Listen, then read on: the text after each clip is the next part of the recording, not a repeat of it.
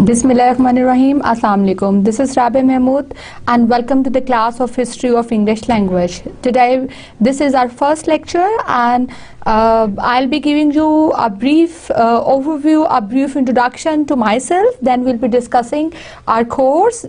Our course is History of English Language and the title is Eng404. Before I move on to describing that what are we going to discuss in detail in this course, let me introduce myself. I am actually, this is Rabi Mahmood. I'm working as a lecturer at Contd Institute of Information Technology. I did my master's in English from Bahauddin Zakariya University, Multan in 2005. Then I did my MPhil in 2007 with a distinction from Bahauddin Zakariya University, and I've also completed my PhD coursework again with a distinction, securing 77% marks from the same university. I am currently involved in teaching at graduate and postgraduate level, and I have diverse expertise in different fields from linguistics and language studies. Having firm groundings in research, I'm also pursuing my PhD and I'll be submitting my PhD thesis very soon. I have also done my Bachelor's of Education from Islamic University in 2005. I joined BZU at Bahauddin Zakariya University as a lecturer in 2007, and since then I have been teaching at undergraduate as well as graduate level. I have experience of teaching to the students of honors, B honors in English, to the students of MSc Applied Linguistics, to the students of MA English Literature, MA English Language, and different programs that were offered at Bahauddin Zakariya University at the time. I joined ComSats in May 2011, and so far as my passion for my research is concerned, my 5 research papers have already been accepted in 5 countries of the world, and these countries are like India, Iran, Turkey, Malaysia and Australia. I was awarded travel grant by HEC. I have the experience of attending numerous workshops and seminars of national and international stature, and as well as I have been an active participant and resource persons at numerous conferences as well as workshop. This is all about me, and now we are going to discuss the course History of English Language.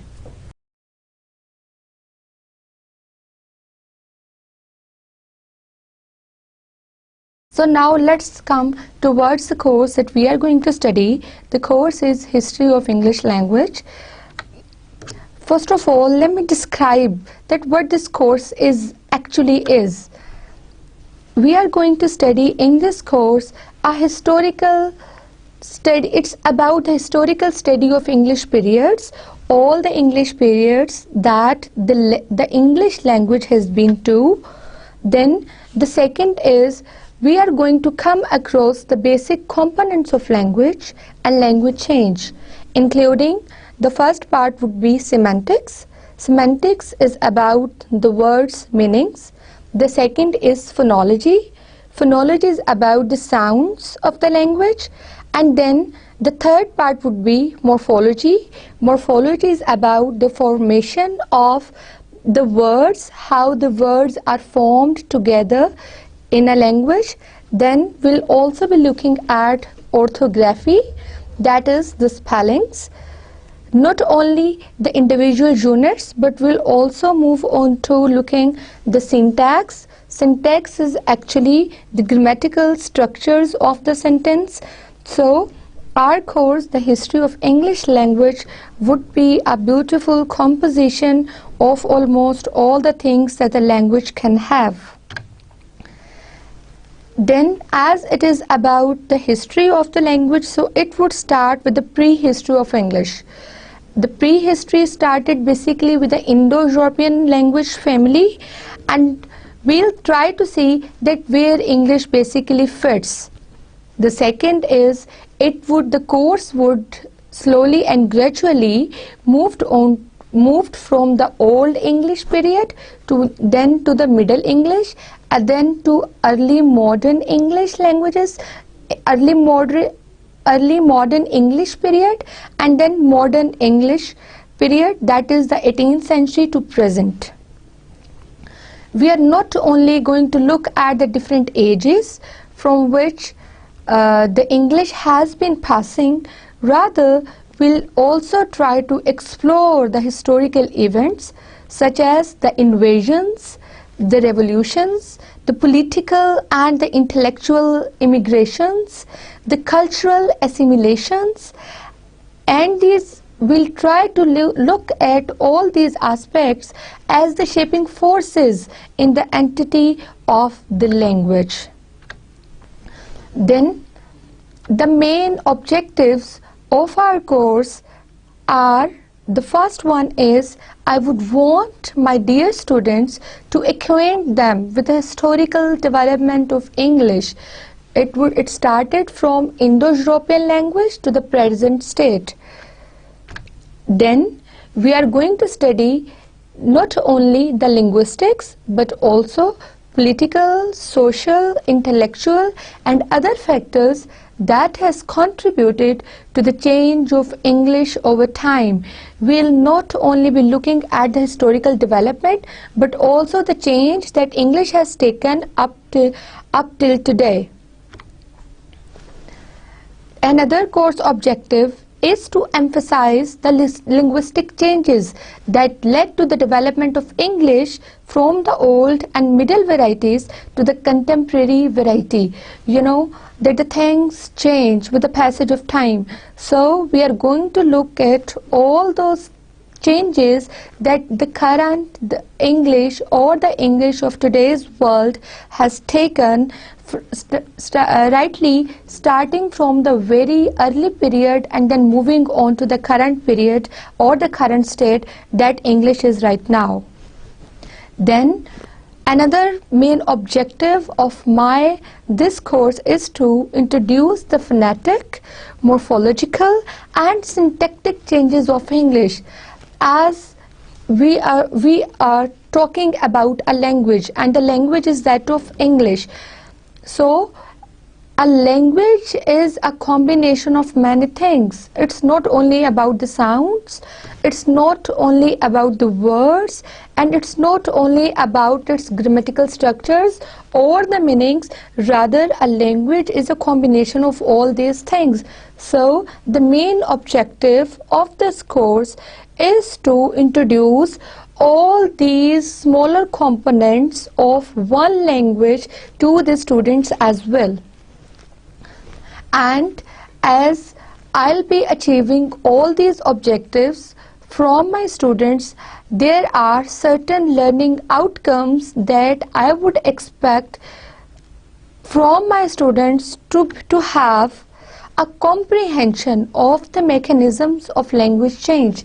Definitely, when the students would be knowing of all the different ages that the language has been going through, I would want them to have a clear comprehension of the language change, as well as an acceptance of the inevitable nature of language change.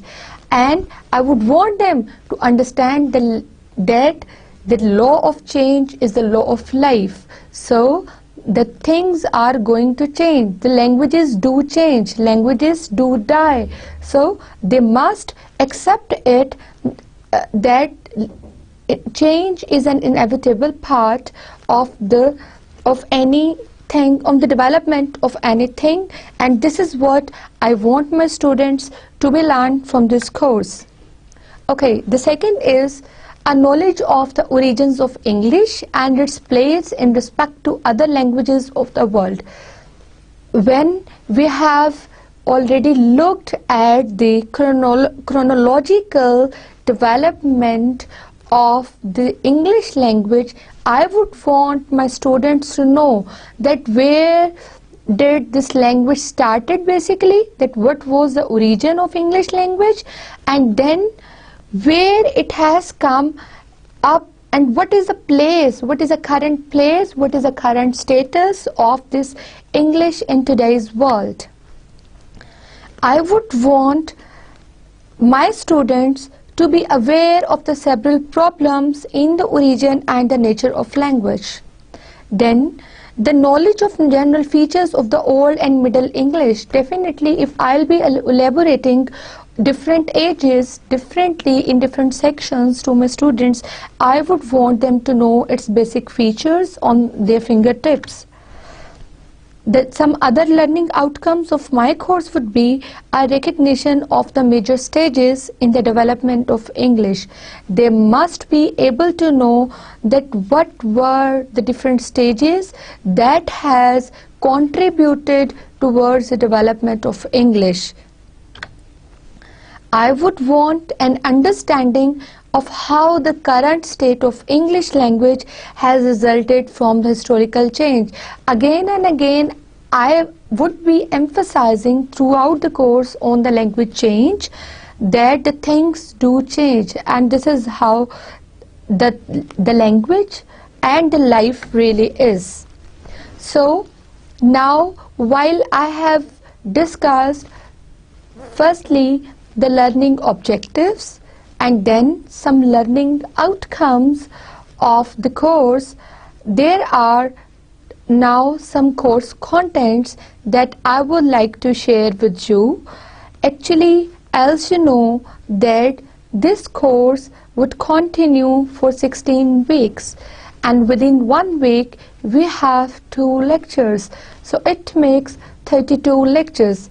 I have designed this course in a way that the students can move from the simpler and the smaller concepts of comprehension towards the complicated concepts, so that they can easily understand and comprehend that whatever is going on. So let's start with the week 1. I'll be telling you week-wise the different components. In the first week, we'll be discussing the introduction, and within introduction, the first thing would be introduction to the course outline. So this is a thing that we are doing right now.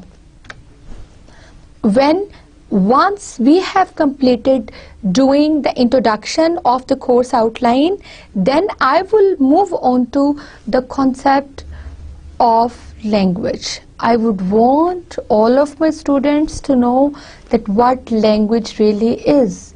Language is not a simple phenomena as everybody know. This is, although it's a combination of words, it is our ability to speak, it is our ability to communicate the things, yet there are many other things that I would want to discuss and share with you in my upcoming lecture. Then, after describing and deciding that what is a language, we'll move on to defining certain characteristics of language. We will not only deal with the characteristics of language, but we'll also look at the different levels of language. Different levels of language, levels in the sense, as I told you earlier, that language is not a single monolith phenomena. Language is studied, observed, language is seen and perceived at different levels. It starts from the very, very basic level of a word, it moves on to the level of sentence, then it moves on the level of paragraphs, it goes above that, then it is turned into a level of discourse. You don't need to get worried about the terms that I'll be using today in my lecture, because with the passage of time I'll be explaining all these terms in my lecture, and then you would get to know of all these things. Then another thing would be that we'll be discussing that how many languages are there. It's a very, very vague question. Still, we'll try to look at this thing, we'll try to analyze that is there only one language, many languages, or if there are many languages, and how many languages are there. We'll try to explore this phenomena. You know, the concept of language, it is associated with the speakers. We say that there are, let's say, 100 languages. It means there are 100 speakers. Or it is again debatable. In our upcoming week, we'll try to look at this thing. I'll try to sort out some statistics that how many speakers are there and how many languages are there. So the first week and the first 2 lectures would end with a simple introduction. Then the second week would be about the origins of language. Once we have discussed that the language is not a single monolith phenomena, rather it can be seen, it can be perceived, it can be analyzed, it can be discussed on different levels. So after that we'll be moving on to the next thing, and this thing is about the origins of language.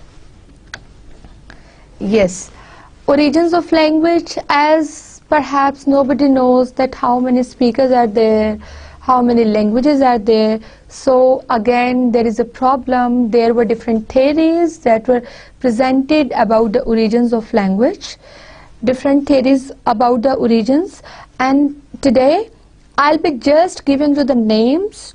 Again, I would say that you don't need to get worried about these names, because when we move on to week 2, when we move on to lecture number 3, I'll be explaining each and every theory in detail in the upcoming week.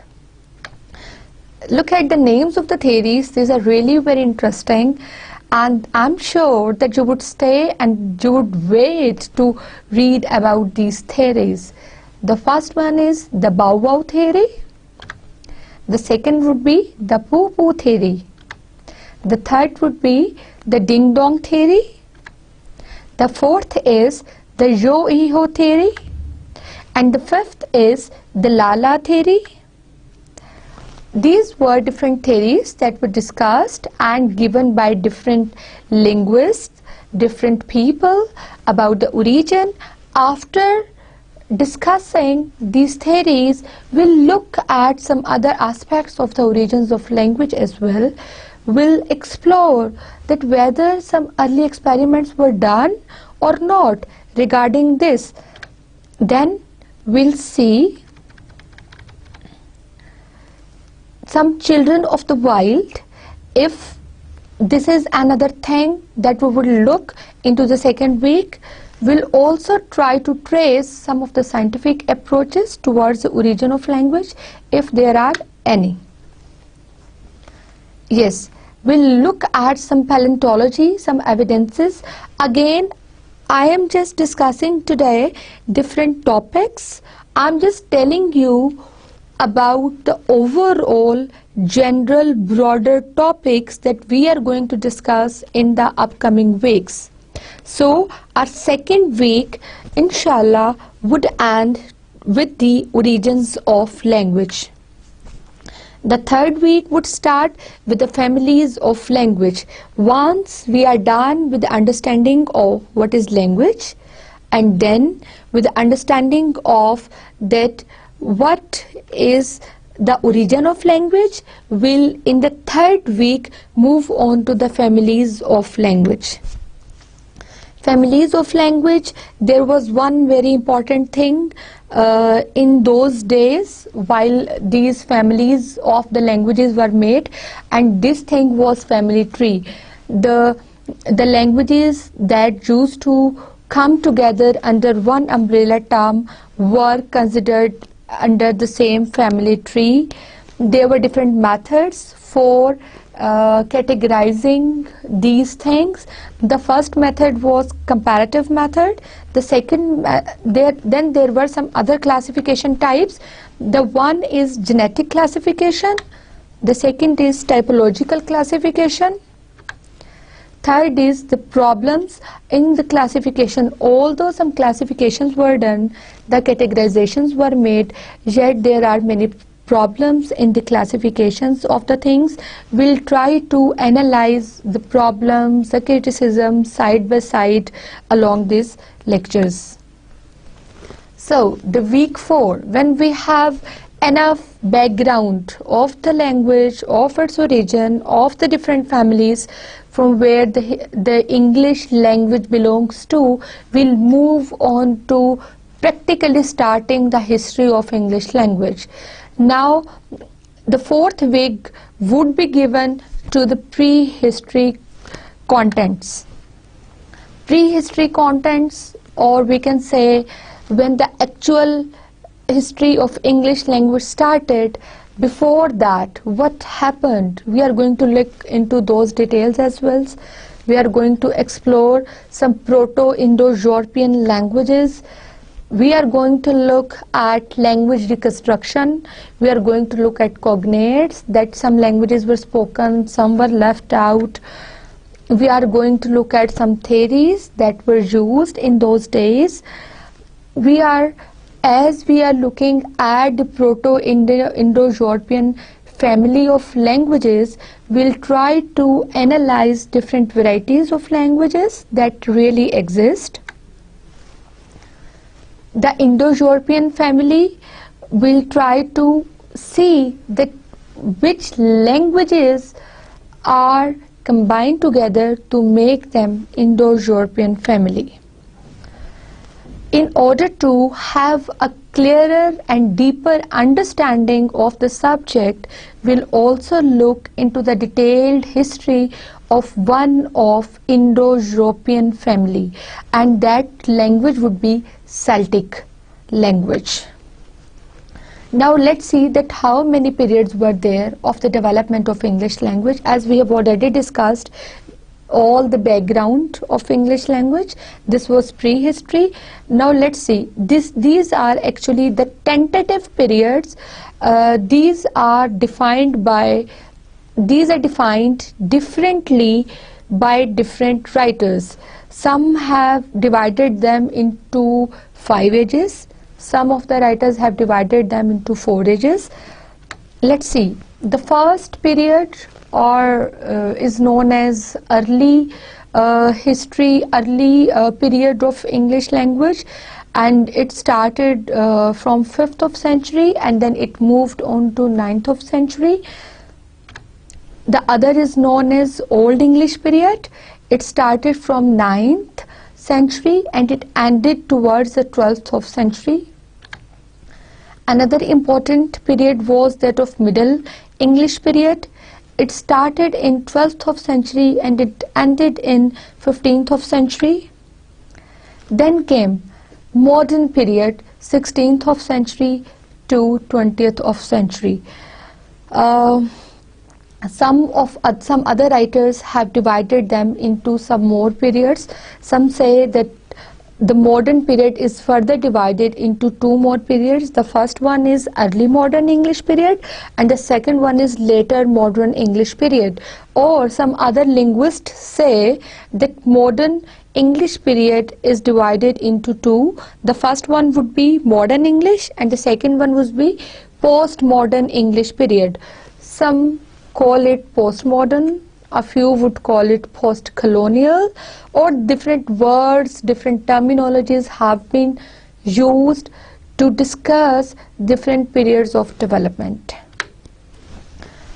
When we would have done all the first 4 weeks and completed the 8 lectures, then in the 9th lecture we'll move on to the primitive Old English period. Within primitive Old English period, firstly we'll try to explore some other families of English language.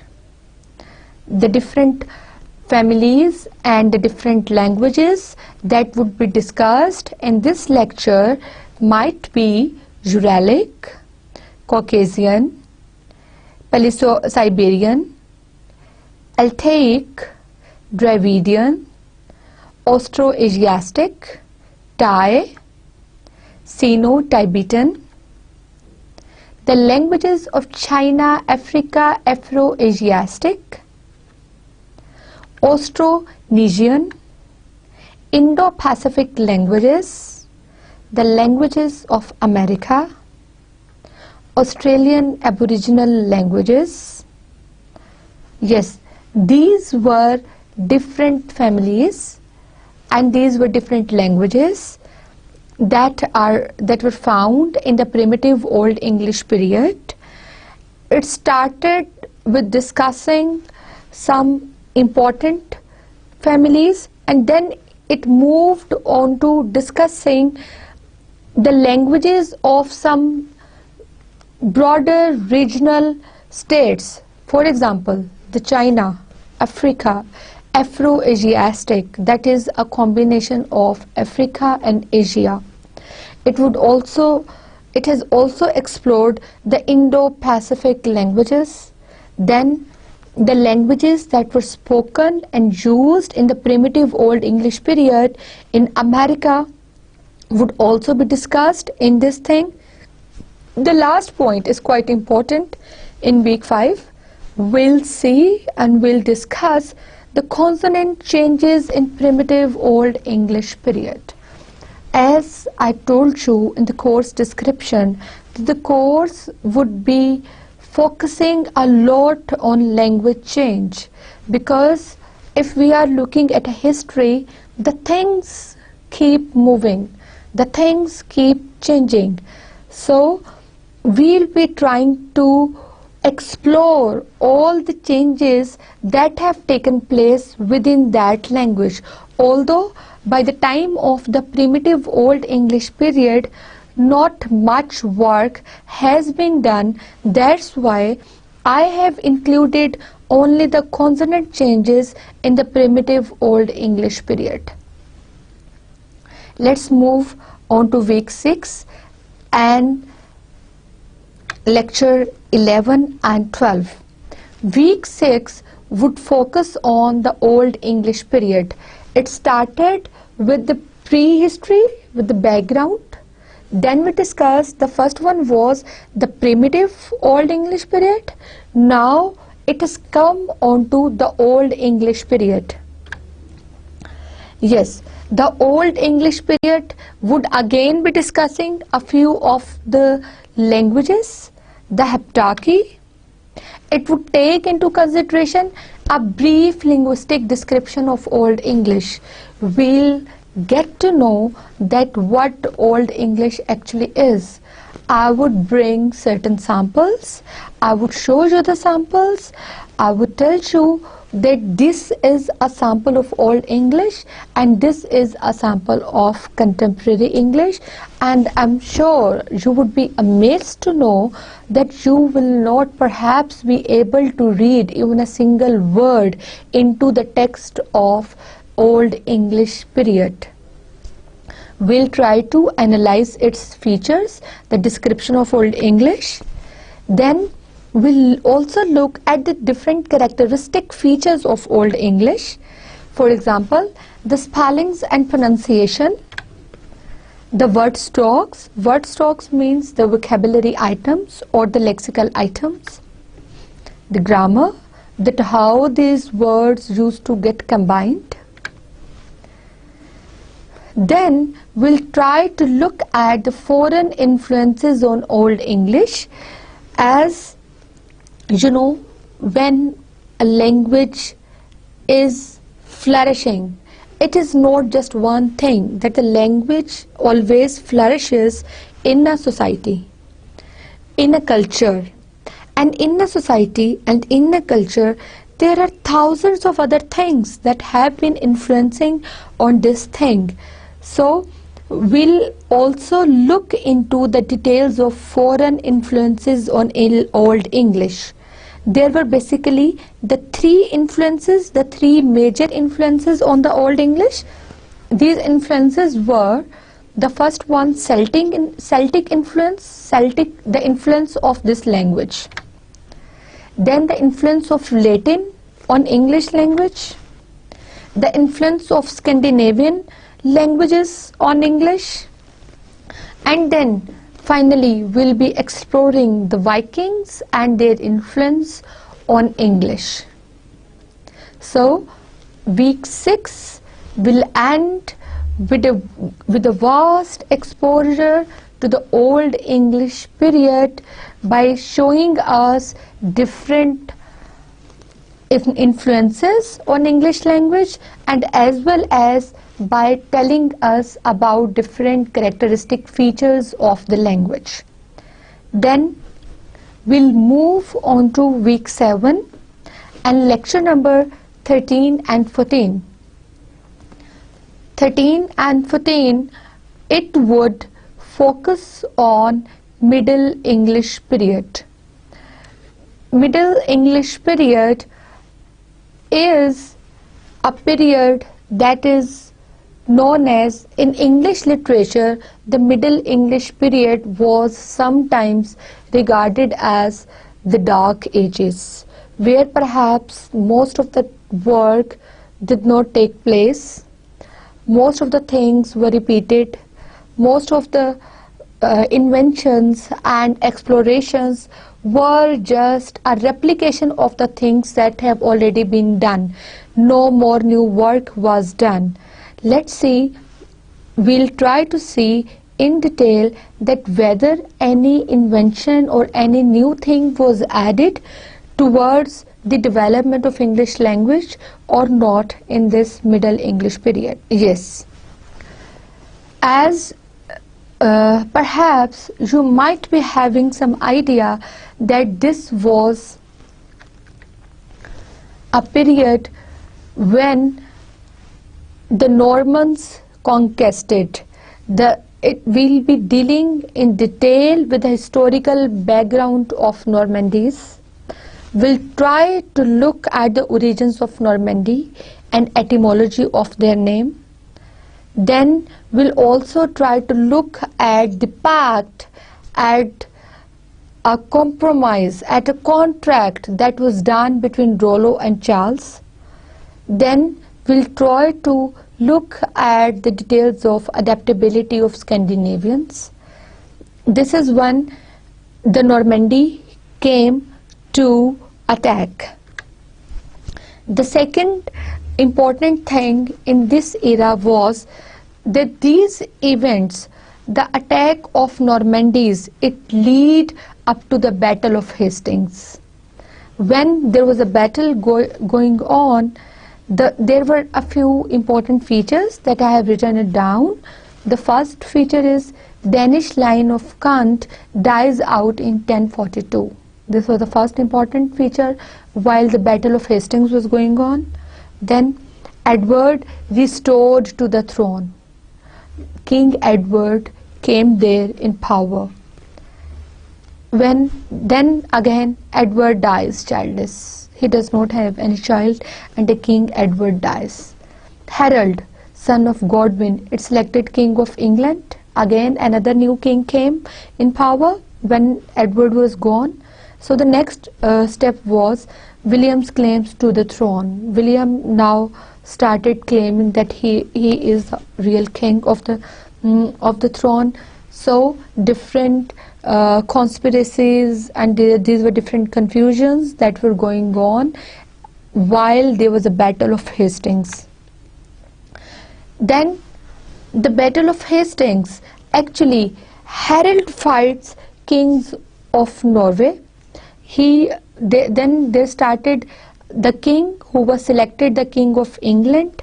Meanwhile, when that battle was going on, there starts a fight between that king and Harold. Harold and William's battle strategies. Harold dies at that time. I am not going into explaining these much details. We'll be discussing it while we come to discuss this Middle English period in our lectures. While you have looked that in this Middle English period there were so many battles, there were so many fights going on, the kings were dying, the new people were coming in on, it definitely, meanwhile, it was having a very, very large effect on the English language. The effect was, number one, an attitude towards English. It started changing. Before English, the Latin, Scandinavian, the Celtic language, these were in power. But now with this thing, with the Norman conquest and different things, different battles, and the change and the shifts of the kings, the attitude towards English started changing.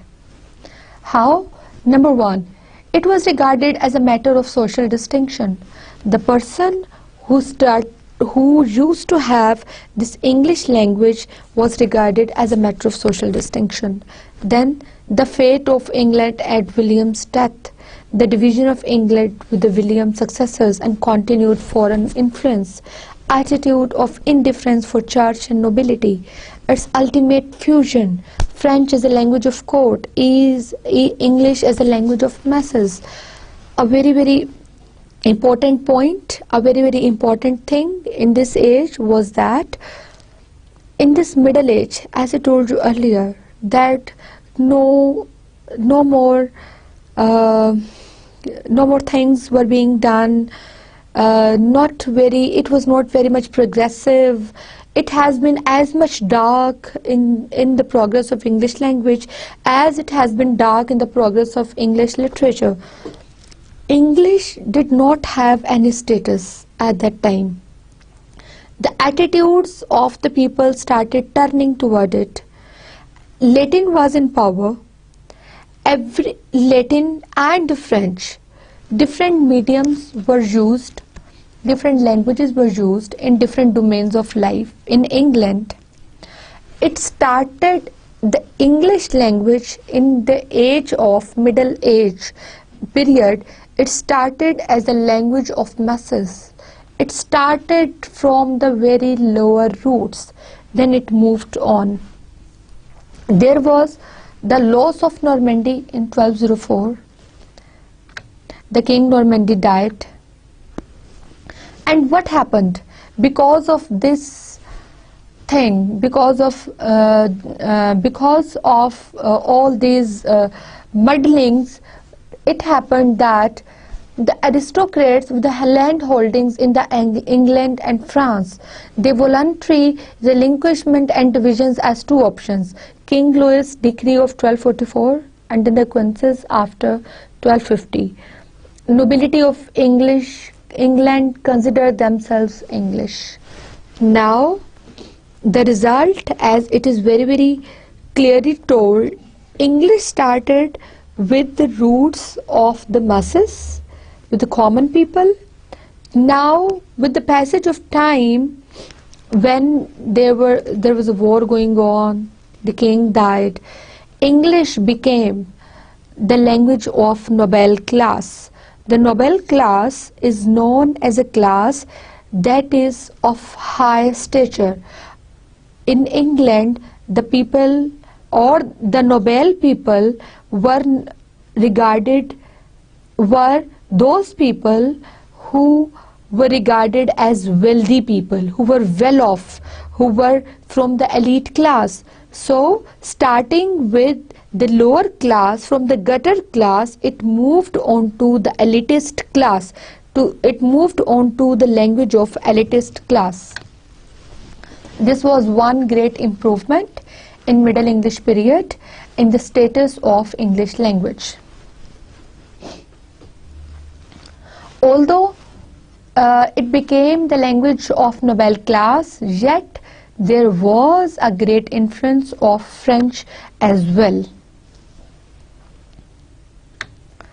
Yes, these were certain events that we have discussed in week 7.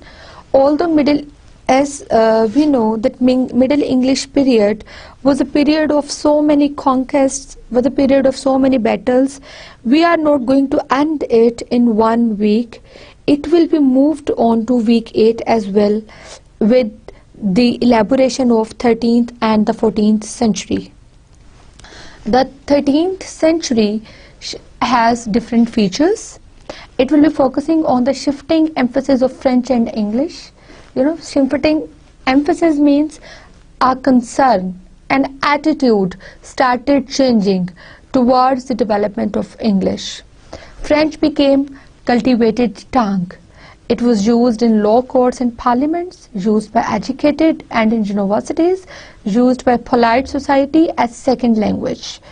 And then many French words entered the language during this time. Yes, this was a big change. Although English was being adopted by the noble class of the society, yet what happened? French maintained its status. It started continuing with the same status that it was enjoying before this. It was regarded as a language of court, language of parliaments, educated people, the universities, in many of the domains. It was considered to be a very, very prestigious language. But we see that at both the times when these languages were being discussed, when these languages were being used in the same region, in the same England, what happened? English was influenced by French. Many of the words entered into the speech of English language. Then there came 14th century. Now when English started having the words of French, there started some decline in the use of French. Why? Let's see. Anglo-French is seen as inferior. The 100 Years' War was another reason. The rise of middle class. The middle class started rising up. The 14th century was a period of prosperity. It was a period of development for Englishers. As the middle class started rising up, so the language of middle class, that was English, it also started rising up. So there was a rise of middle class. There were some other reasons.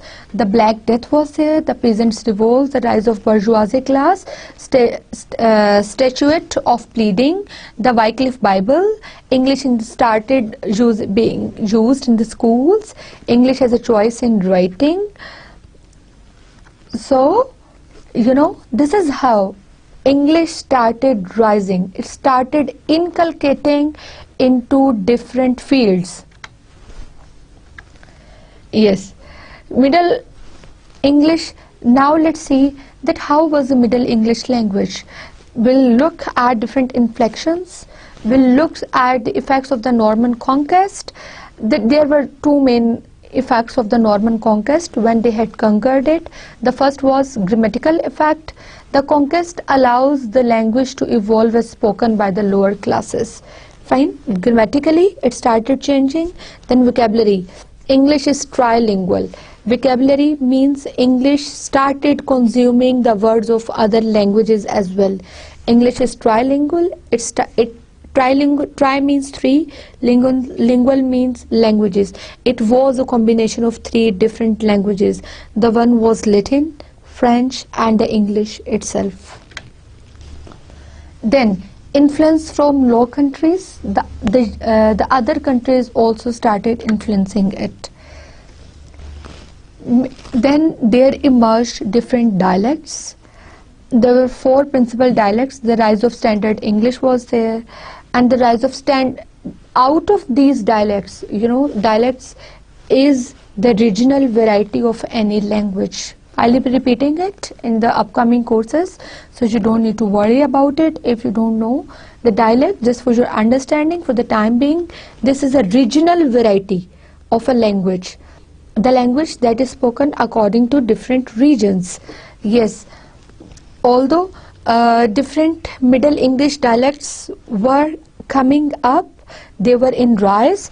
There was rise of Standard English. As these dialects were coming up, one dialect became standardized and the others were on the same position. And this was standardized. Why? Because of its location, population. Oxford and Cambridge dialect, importance of London English was there.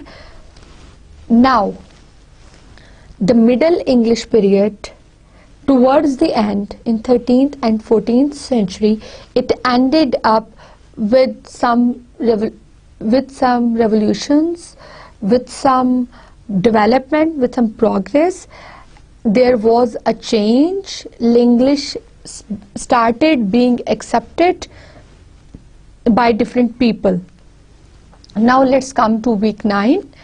The week 9 is going to look at the early modern English period. As I told you, that modern English period is divided into two main phases. The first one phase is known as early modern. The second one is late modern or the later modern English period. Now in week 9 we'll be discussing the early modern English period.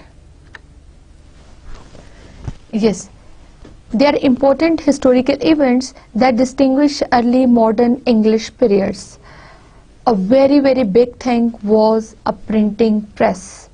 Printing press was introduced, and this was a big contribution towards the spread of English language. There was the Tudor dynasty, exploration was there, separation of church and state. Church had its own will and the state had its own will. They were separated in this age. Education, especially under reign of Elizabeth I. Under the reign of Elizabeth I, education was given very much importance. People started reading, people started getting educated. There was a rise in the people. Then there was exploration, trade, and British expansion was there.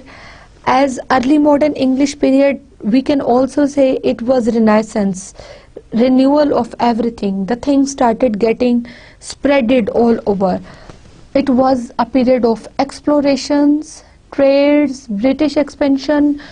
Britain expanded. It had numerous treasures with it. Scientific endeavors, it was a period of scientific endeavors. The Royal Society founded in 1660. The first daily newspapers established in London 1702. Not only the printing press was started, but also the newspaper also started. First daily newspaper established, and it was in 1702. Then 2 or 3 more very important things, very important works that were introduced in, although in literature, yet they had a great influence in English. So we are going to look at those things as well. The first one was Defoe's Robinson Crusoe, sometimes labeled the first English novel. The first English novel was introduced in that age because it was an age of printing press. The things started getting out. Then Johnson's dictionary was introduced. The American Revolution, first independent nation of English speaker, was introduced. And so there were so many things that were done in the early modern English period, and we'll be discussing all these things in our lecture 17 and 18 in very detail. Yes. Although many things were being revitalized, were refreshed, they were introduced, yet there were some problems of vernacular languages throughout Europe. These problems were, the first one was recognition over Latin. There was revival of learning, translations were there, Protestant reformations were there, orthography was there, and the enrichment of vocabulary was there. Definitely, when one language is taking place of the language of other, there are many things, there are many problems that the people are going to face. Then 16th century, it was a century, let's say we can say, purist object to 3 classes of words. Actually, there was a group of people that was known as purists who believed in the pure things. They said that the language is impure. They wanted to pure it from the impurities of certain things. They objected to 3 classes of words, in Coron terms, overseas language, and Chaucerisms. We are going to look into detail all these things as well. Then after that, we'll be moving on to week 10, and week 10 would be a combination of early modern forms of language, English language, that were introduced. then some syntax. Some syntax is the grammatical structure and the usage that it had. It would start with the forms and usage. The first thing is that it is going to look at the 18th century purism. The purism is the same that I just told you, that they want to pure the language, purge the language out of imperfections. Yes, to do all these things, there were some attempts to form an academy were made. Then there were some Johnson's dictionary was introduced. In this era, in 18th century, some grammarians and rhetoricians also started coming forward. Then they started making rules. We are going to look at different rules of grammatical structures, of the forms and the functions of the language that English language was having at that time. Yes, week 11. Week 11 is now going to look at the English varieties. As we have looked before this, that English has now emerged as a separate individual language, and it was standardized now. It was accepted in the church, in the courts, in the educational fields, in the politics, everywhere. So the week 11 is denoted to the study of English varieties. Within this thing, we are going to study the three main periods of European immigration. The first main period is that of Jamestown in 1607 to the end of colonial times. Okay. The second main period of European immigration is the expansion of 13 colonies west of to the Civil War. Then the third was post-Civil War. We are going to look at the three main periods of European immigration in order to look at the English varieties. We'll also look at Hispanic and Asian immigrations, because these things were adding towards the development of language, towards the vocabulary bank, towards the syntactic unit, towards the lexical items of a language. Yes, English immigration from the time of the 13 colonies, we are also going to look at that. We'll also try to explore the characteristics of American English. That is, these characteristics were, the first one, high degree of uniformity. We'll try to look at archaism. We'll try to look at distinct vocabulary items. Yes, then the next is national consciousness within English varieties. We'll look some controversies over Americanisms, then some American dialects. Before this, we have looked at the British perspective of English language, and this week is more denoted, is more given to the study of American English rather than British one. We'll look at different contributions of American linguists towards the English language.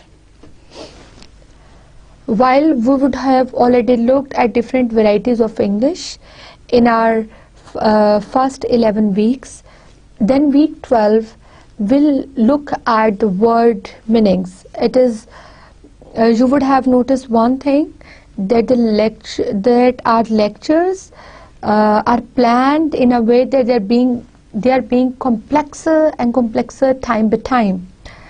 It is moving on to the study of word meanings. The word meanings will be looking at the modern influences, that how different modern influences have contributed towards the meanings of the words. How is vocabulary increased? As you know that we are discussing English language, so we'll be looking that how the vocabulary of English language increased. there are certain features that I'm just telling you right now, but while we come to week 12, we'll be looking at these things quite in detail. The first one would be borrowings. English has borrowed many words from different languages. Self-explaining compounds. It has got the emergence of its own words. Then some compounds from Greek and Latin elements. As you know, Greeks and Latins were also very powerful languages, so we'll look at the compounds that they have given and contributed in the making of English language. We'll be looking at the prefixes and suffixes that makes up the vocabulary bank of a language. We'll look at the coinages. We'll look at the common words from proper nouns, old words with the new meanings. Definitely, it is again a very interesting aspect of language that the meanings have changed. The words are although a few of the words are the same, still they have acquired the new meanings over the period of time. We'll try to explore that as well. Influence of journalism. We'll see whether this journalism, media has contributed something towards the increase of vocabulary or not. Then another important aspect, while we talk about the meanings, so we talk about semantics.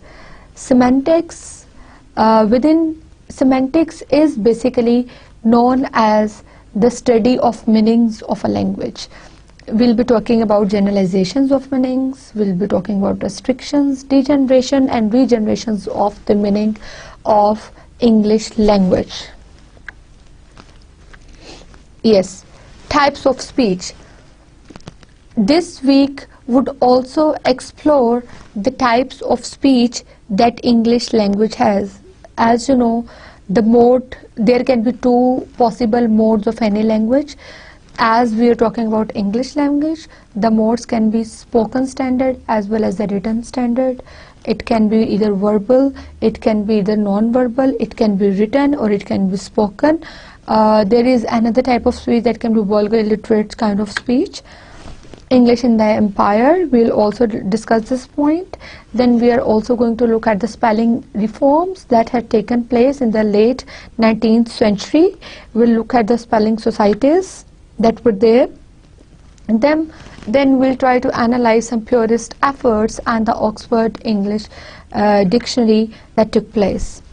Week 13 would talk about world Englishes. We have discussed different varieties of Englishes. We have discussed the meanings of English. As we are living right now in the post-modern era that started after the modern period, so we are looking at the contemporary status of English as well. The world Englishes would be discussed in week 13. Yes, we'll try to look at different concepts of Pidgin and Creoles. Pidgin and Creoles are once again the languages. These are some languages that die out, that are not standardized, that are localized languages, but will be discussed in detail later on in the lecture. Then certain varieties of English. As English started emerging, English became the international language. It's a medium of communication for all over the world. So we'll be looking at the different varieties of English language that exist in this contemporary world. We'll try to explore another interesting phenomena, that is English as lingua franca. Lingua franca is a language that is a language of trade. Basically, it started by the speakers of different tribes. While they used to come together, they did not have any common language to speak. So English was chosen as a language of trade for the traders to speak.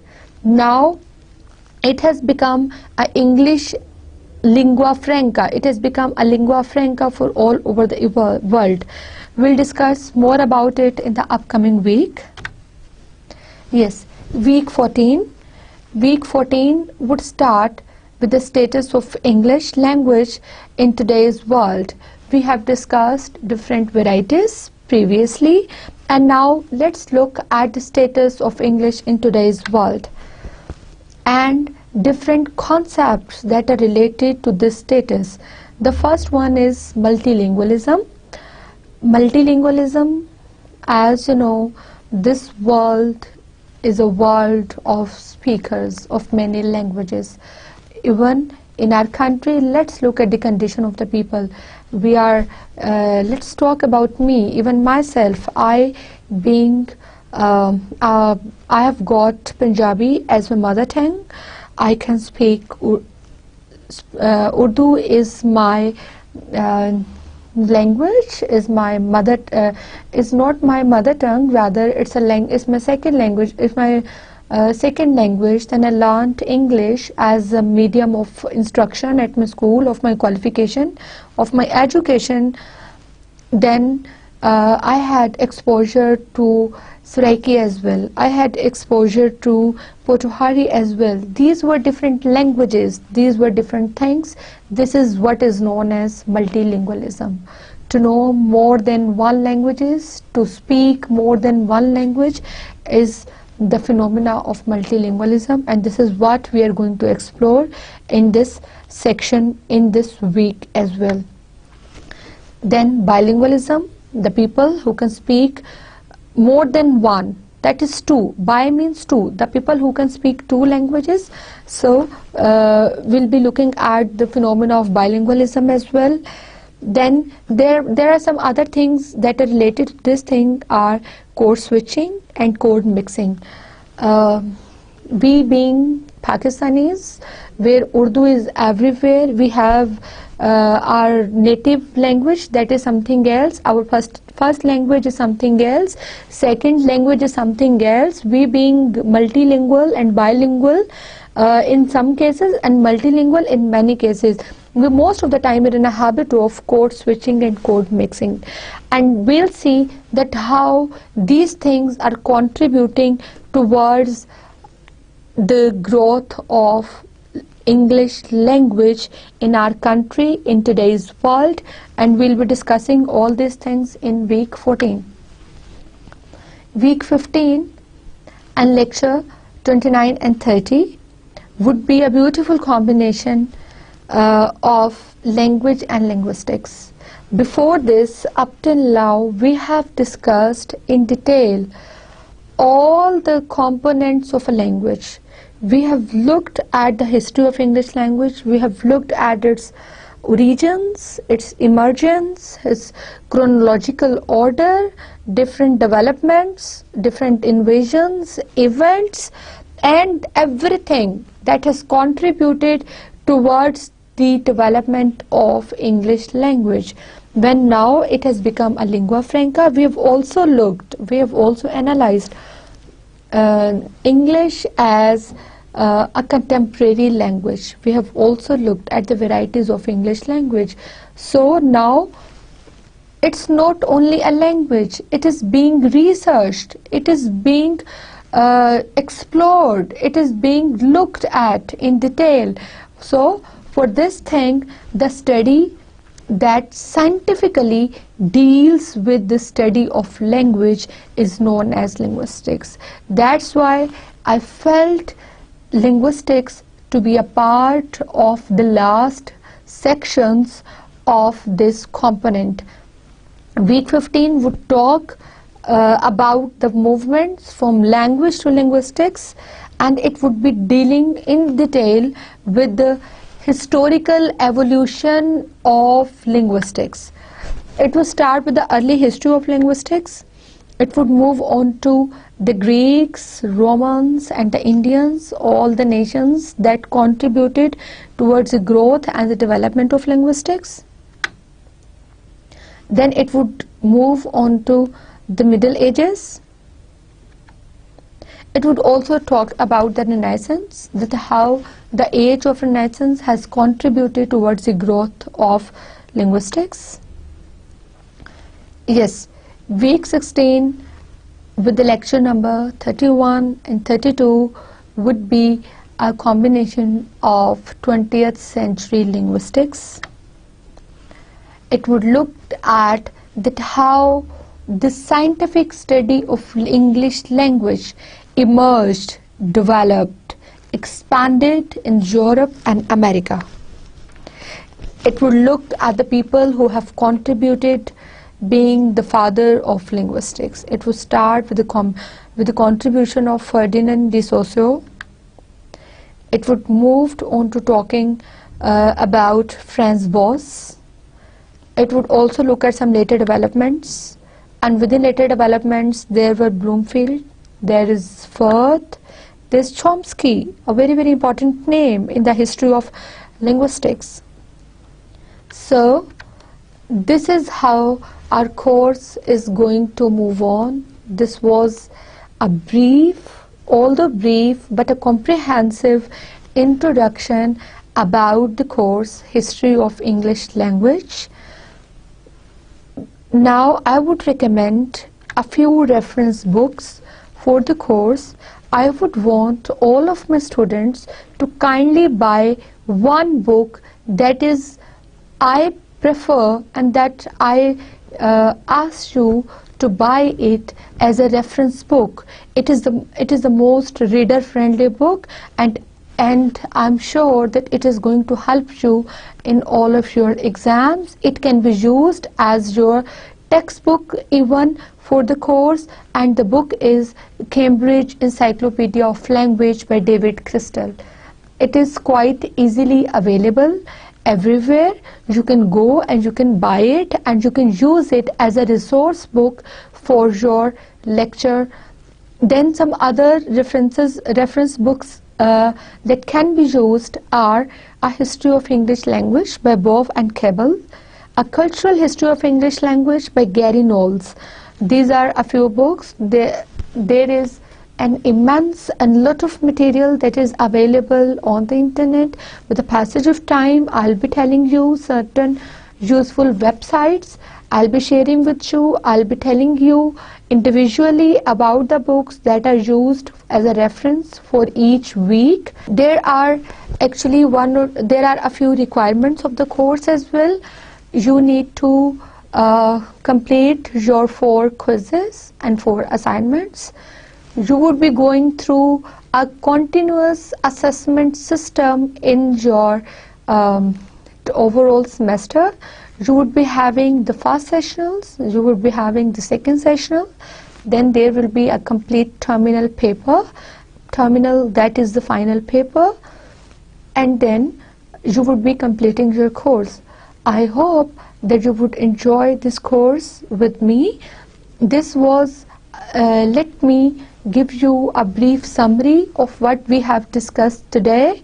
We have looked, I started my lecture firstly by talking about myself, then I moved on to telling you about the course contents in detail that we'll be discussing in the upcoming weeks. Our course is designed in a way that it would start by firstly elaborating that what is language, what are its features. It would trace its origins. It would trace some prehistory about the origin, prehistory about the language. Then it would also trace with the Proto-Indo-European families. Then it would move on to the next period, that is the primitive Old English period.